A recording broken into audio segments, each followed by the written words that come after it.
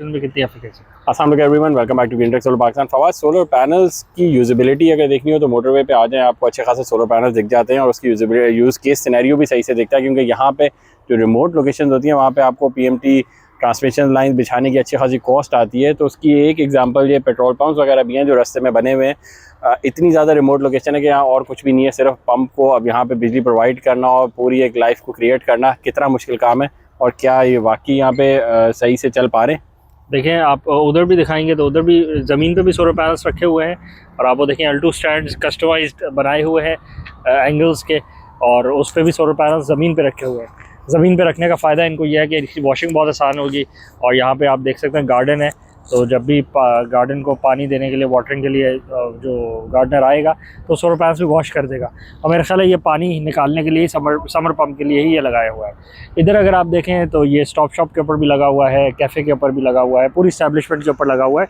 और टोटल जो आपका पेट्रोल पंप है पूरी फैसिलिटी सोलराइज्ड है। क्या इतना ही डिफिकल्ट हो गया, बिजली इतनी महंगी हो गई है कि बिल्कुल ही अफोर्डेबिलिटी से बाहर हो गई है ये इस तरह की छोटी छोटी शॉप चलाना भी? अब तो प्रोटेक्टेड कंज्यूमर भी ख़त्म हो गया है।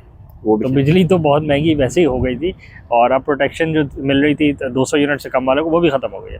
और ऑफ कोर्स ये तो फिर कमर्शियल एंटिटीज़ है, यहाँ फुटफॉल कभी सीज़न में ज़्यादा होता है, सीज़न में कम होता है, कभी ऑफ सीज़न में।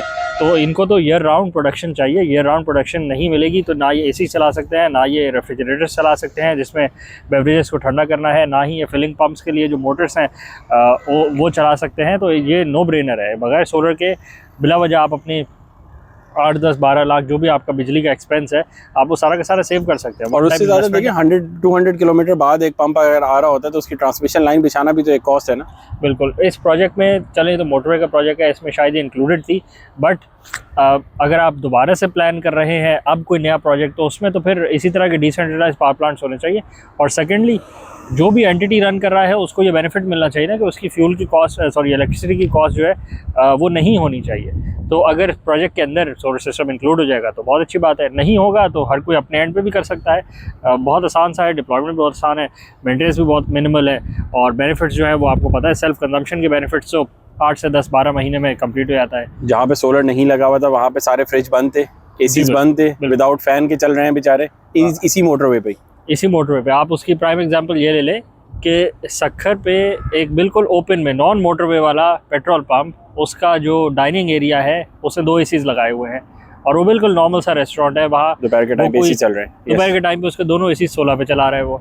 और कराची में अगर आप नॉर्मल से एरिया में चले जाएं तो वो बेचारा 10 दफ़ा सोचता है कि मैं AC चलाऊंगा तो मेरी वाइबिलिटी मेंटेन भी रहेगी कि नहीं रहे। आप उसकी एग्जांपल ले लें, आप निहारी वाले के पास जाएं या आप किसी बिरयानी वाले के पास जाएं, और वो नॉर्मल सा एक फूड का एरिया हो, वो नहीं अफोर्ड करता क्योंकि उसकी फिजिबिलिटी आउट हो जाती है। उसके बाद छत भी नहीं होती। चले इनके पास बाहर आके छत है तो ये सोलर लगा सकते हैं, तो इसको यूटिलाइज कर रहे हैं। तो बिल्कुल वो पूरी फैसिलिटी को जब सोलर पे रन कर रहे हैं तो वो कस्टमर को भी ज़्यादा अच्छी सर्विस दे पा रहे हैं, और उनकी बिजली फ्यूल की जो इलेक्ट्रिसिटी की कॉस्ट है वो भी जब मिनिमल हो रही है तो बिज़नेस फ्लरिश कर जाता है।